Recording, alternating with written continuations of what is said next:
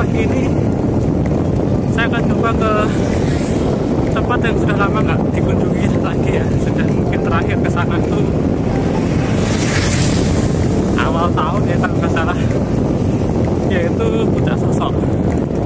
Puncak Sosok itu ada di sebelah timur Bantul ya, maksudnya Bantul bagian timur.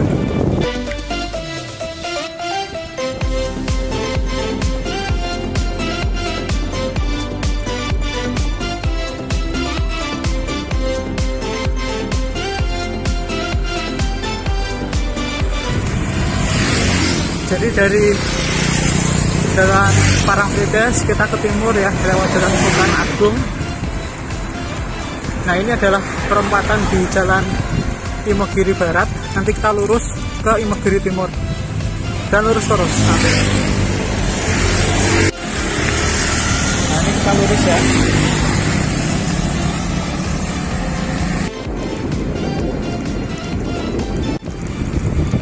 Ini adalah Stadion Sultan Agung, stadionnya Persita Bantul dan PKB Bantul.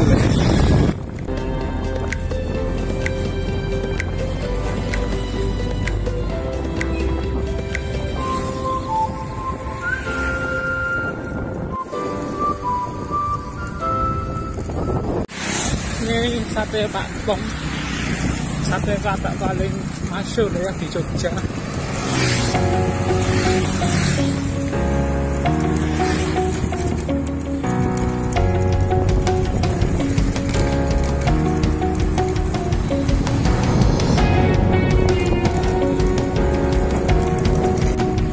Dan ini perempatan antara Imogiri Barat dan Imogiri Timur. Nanti kita lurus ya. Kita lurus, itu jalan Leret namanya. Nah, kalau ke kanan itu menuju ke Silo.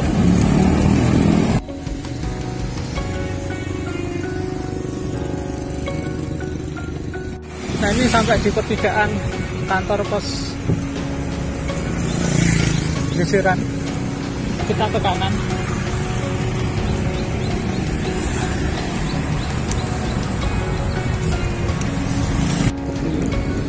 Ini kita belok kiri.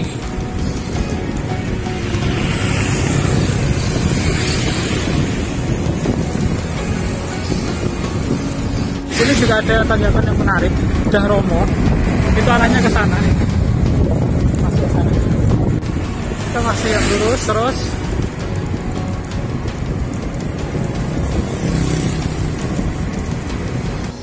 Nah, itu depan udah ada platnya ya.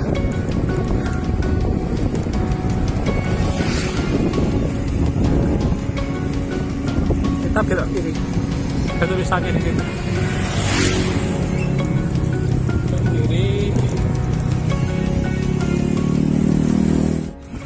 Nah, ada tandanya di sini.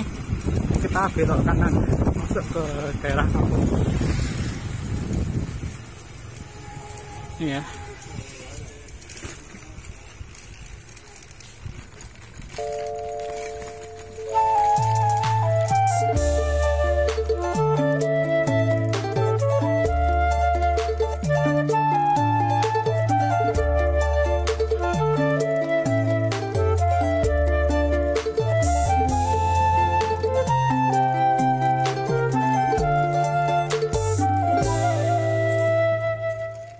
Naiknya kayak gini, tapi yang berat nanti yang di situ tuh.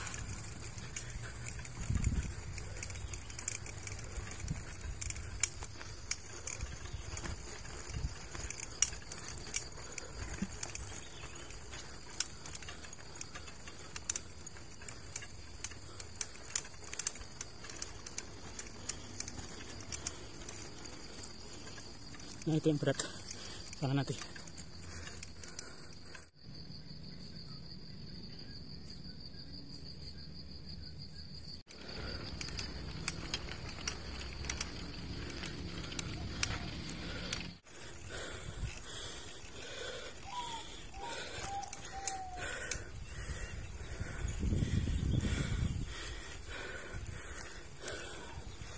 Ini masih nanjak sampai ke Puncak Gebang.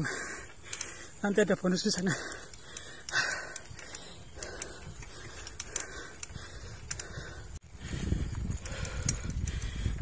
Nah, itu depan adalah Puncak Gebang.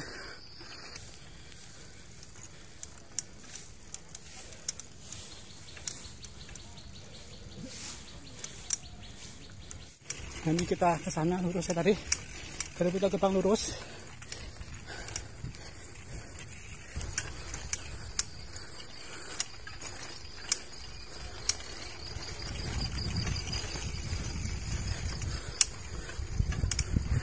Sejauh ini nggak banyak berubah ya, atau paling nambah itu tok. Dulu nggak ada tuh posnya itu.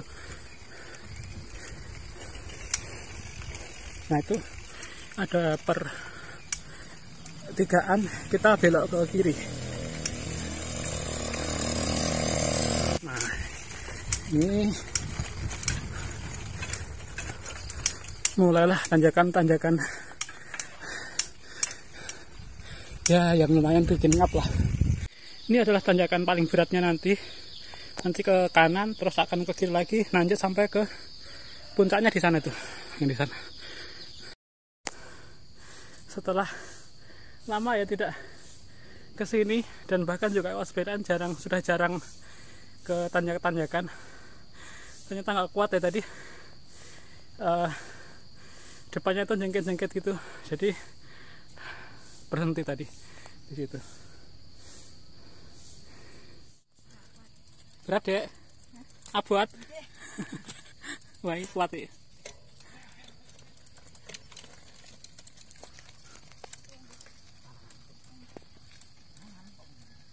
Oke, nafas sudah kembali normal, sudah enak lagi ya. Kita lanjutkan pendakian. Ini tinggal dikit lagi. Ini adalah tanjakan terakhir yang di situ. Ini adalah area parkir dan pintu masuknya di Puncak Sosok ya. Jadi ini dibuat satu arah sebenarnya. Masuknya dari sana ya, tadi kita berangkat. Nanti keluarnya lewat sini. Jalannya baru, bagus, coroblok ya. Dan besar. Tapi memang nanti curam sekali ya. Nanti akan kita lihatkan bagaimana curamnya. Nah, pengunjung tuh masuk ke sini nanti akan parkir di sini ya, di area parkir di sini. Mobil bisa, motor bisa. Tidak ada tiket masuk membayarnya ya, hanya membayar uang parkir seikhlasnya. Ya, di sini. Ini kalau sore dan malam tuh ramai sekali di sini. Karena ada sisi akustikan. Nanti kita akan lihat di sana. Nah, ini masuknya ke sana ya. Nanti pengunjung harus cuci tangan terlebih dahulu sebelum naik. Ya, ini kita sudah sampai di Puncak Sosok. Kurang lebih 12 kilo tadi dari rumah. Sekitar ya setengah jam lah sampai. Nah, ini seperti ini keadaannya. Jadi memang Puncak Sosok itu ada di atas TPST Piungan ya, tempat pembuangan sampah Jogja. Nih TPA-nya.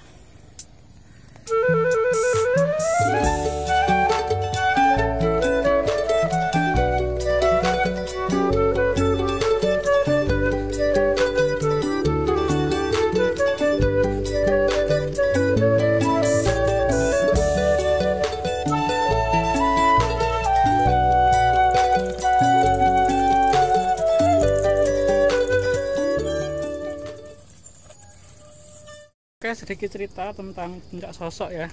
Jadi Puncak Sosok itu awalnya hanya merupakan lahan tandus ya. Ini termasuk Sultan Ground. Jadi memang dan kas desa Bawuran, tepatnya di Kecamatan Bawuran, Desa Jambon, Kecamatan Bawuran dan Pleret, Kabupaten Bantul ya. Nah, tapi kemudian di tahun 2016 itu ada sekelompok Karang Taruna yang dipelopori oleh Rudi Hartono. Umurnya waktu itu sekitar 30-an tahun. Dia menginisiasi untuk bagaimana menjadikan daerah ini itu bisa dikembangkan menjadi daerah wisata. tahun 2016 dia mulai menginisiasi sekali lagi Karang Taruna di daerah ini untuk membersihkan ya. Tiap minggu dibersihkan kerja bakti sampai siap tempatnya. Ya minimal waktu itu katanya ada ya lahan terbuka, ada toilet dan warung ya. Jadi setelah 6 bulan berselang mulai rame dan mulai banyak warung yang berdiri di sini.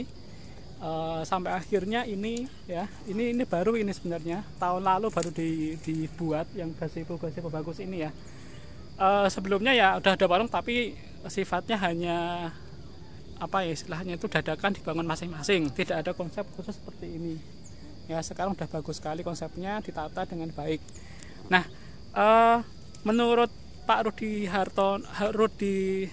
Haryanto ini tantangan terberatnya di sini adalah air, karena emang di sini tidak ada air, tidak ada sumber air.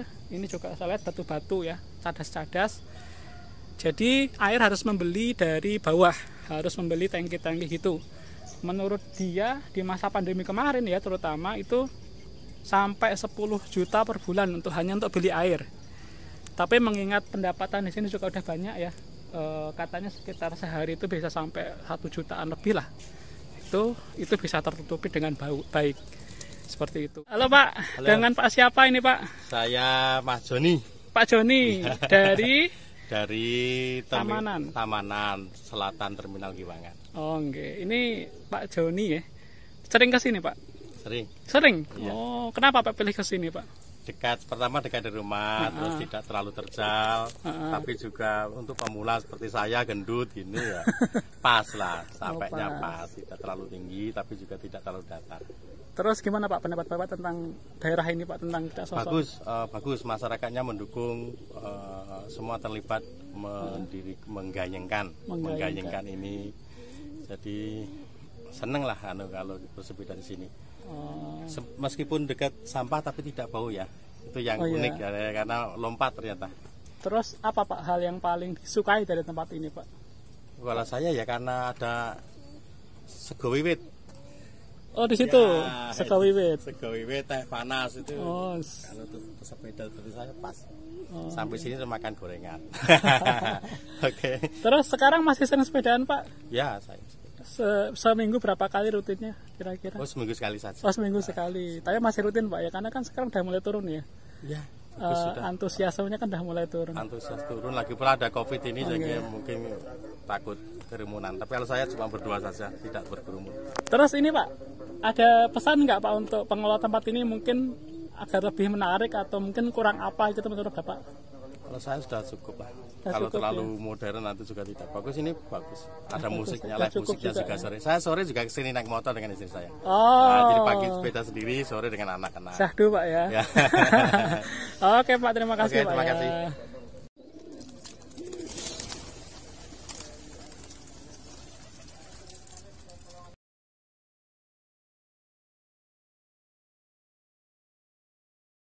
Jadi Puncak Sosok ini tahun 2020 itu dinobatkan atau mendapat penghargaan Anugerah Pariwisata Indonesia dari Kementerian Pariwisata sebagai daerah wisata dataran tinggi paling populer di Indonesia ya. Jadi kelihatan ya bahwa ini adalah salah satu contoh baik lagi dari CBT ya, Community Based Tourism di Jogja, yang berhasil. Jadi pariwisata yang berbasis komunitas yang dikembangkan, diinisiasi dan dipelihara oleh komunitas tertentu, bukan oleh dari pemerintah atau pihak swasta. Artinya bisa ternyata ya di Jogja itu kayak gitu. Contoh yang lain yang sudah pernah kita lihat adalah di Nganggeran, itu yang paling maju mungkin ya selama ini, karena dia sudah pernah menang di tingkat ASEAN. Ya ini warung-warungnya ditata dengan baik ya, dengan rapi. Kalau pagi memang tidak banyak yang buka ya.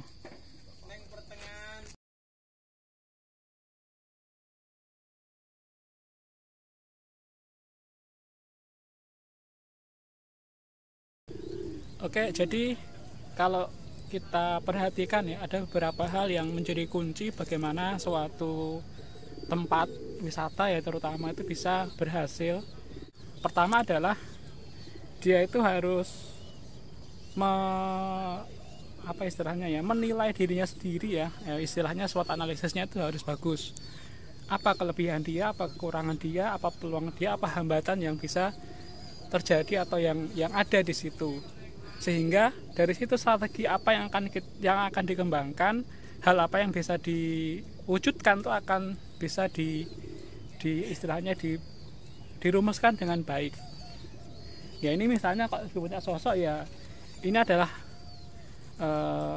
hambatannya atau kondisinya adalah dia itu ilalang di atas tempat sampah ya, bau pasti dan tandus.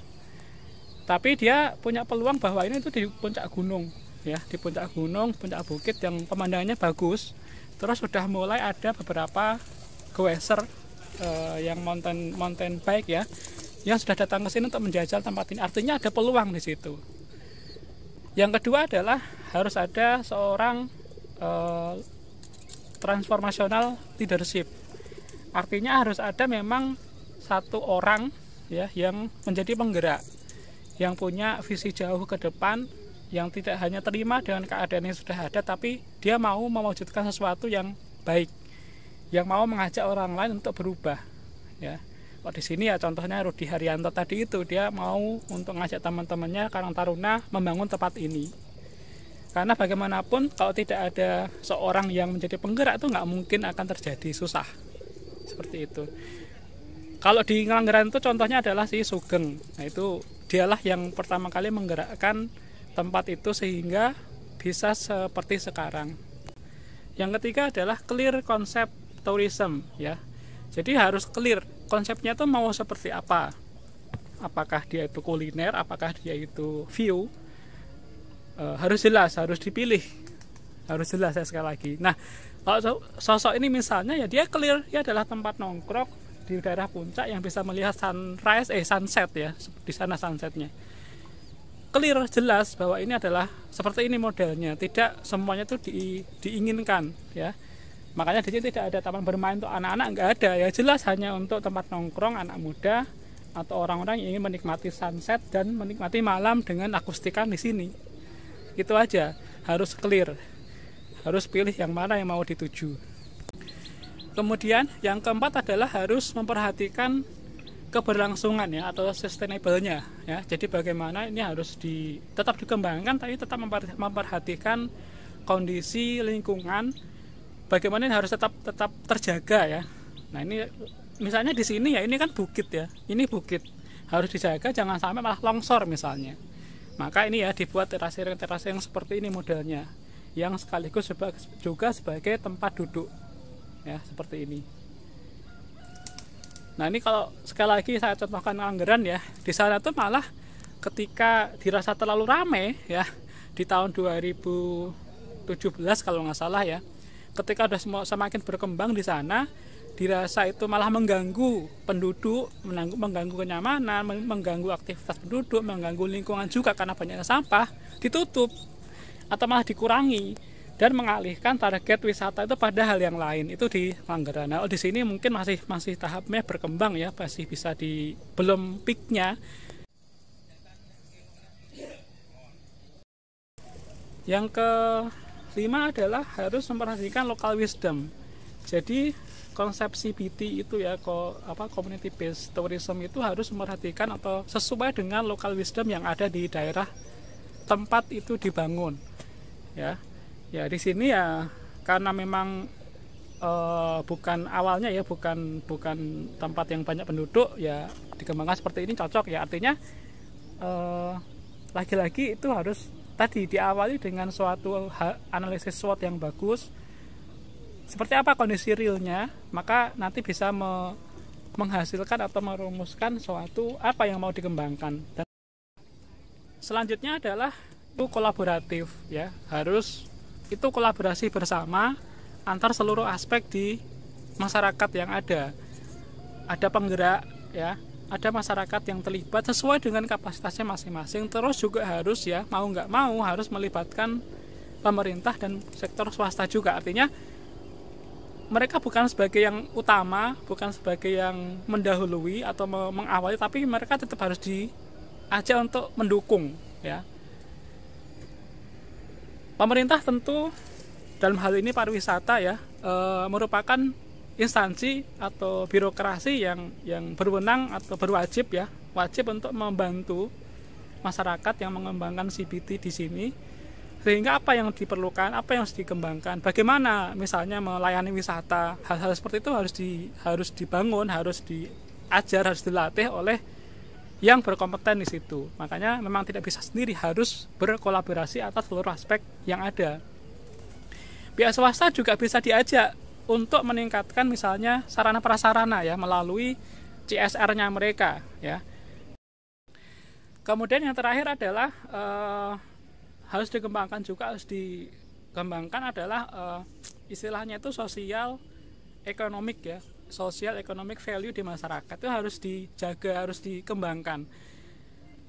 Yang namanya wisata itu ya harus menghasilkan ya, bagaimana caranya, apakah dari tiket misalnya atau hanya dari parkir, dari penjualan, nanti bagi hasil misalnya harus dikonsep dengan baik, dengan jelas bagaimana nanti ini bisa menghasilkan value ekonomi yang masih bisa menjaga nanti keberlangsungan tempat ini. Itu harus dikembangkan lah, seperti itu, harus dijaga.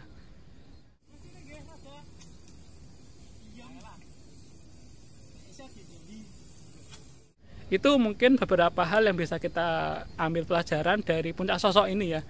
Lagi-lagi ini adalah salah satu contoh dari banyak tempat lain di Jogja yang merupakan wisata berbasis komunitas ya. Memang banyak Jogja itu yang wisata yang dari top down istilahnya, atau entah swasta maupun pemerintah, tapi tidak sedikit juga yang menarik sekali malahan itu yang berbasis komunitas. Artinya itu dimulai dari bawah, dari beberapa orang, beberapa komunitas yang dia tuh ingin mengembangkan sesuatu di daerahnya masing-masing. Lagi-lagi saya contohkan Puncak Sosok, Langgeran, kemudian di Watu Gupit, dan beberapa tempat yang lain di Jogja. Dan itu lagi-lagi menurut saya pribadi jauh lebih baik ya sebenarnya, daripada hanya menunggu sektor swasta atau pemerintah untuk mengembangkan wisata di daerah tersebut. Seperti itu. Tapi apakah itu bisa dikembangkan di tempat lain? Saya terus terang kurang tahu ya, karena memang itu mungkin juga menyangkut kultur juga masyarakat yang ada. Ya. Seperti itu. Demikian cerita saya dari Puncak Sosok. Masih menarik, masih syahdu ya di sini. Pagi juga masih enak hawanya, belum bau ya, apalagi ini musim kemarau. Kalau sore apalagi ini bagus banget ya kita untuk lihat sunset di sana. Oke.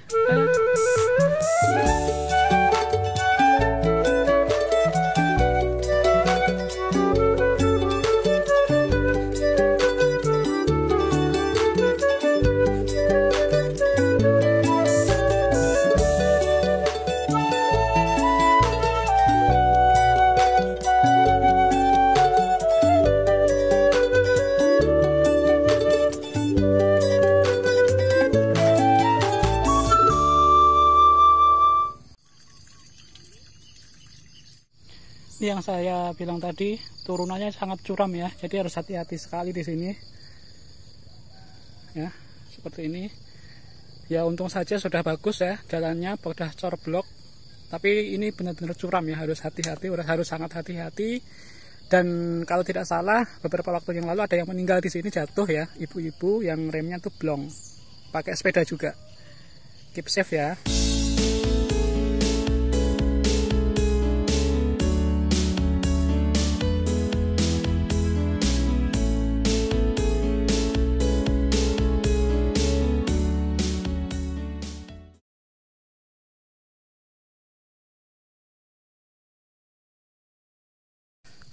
Ternyata memang ketika tidak latihan lama dan apalagi tidak sepedaan lama terus nanjak itu memang berat ya. Saya terus terang hampir udah mulai pusing ini ya, udah mulai pusing. Dan Tapi intinya adalah jangan pernah memaksakan diri. Ketika memang sudah tidak kuat, berhenti, istirahat sampai Anda nafasnya sudah kembali normal. Kita olahraga untuk cari sehat ya, bukan untuk cari hal yang tidak diinginkan ya. Intinya ketika kita harus tahu batasan diri. Ketika memang kita tahu batasan diri, kita tahu di mana titik kita harus berhenti. Jangan menghiraukan orang lain yang mungkin lebih kuat atau lebih cepat. Kita harus fokus ke diri kita sendiri, karena batasan orang tuh berbeda-beda. Dan jangan merasa malu atau gengsi. Percuma, itu nggak ada gunanya ya. Kalau capek istirahat, kalau nafasnya habis ya berhenti, ambil nafas dulu. Oke.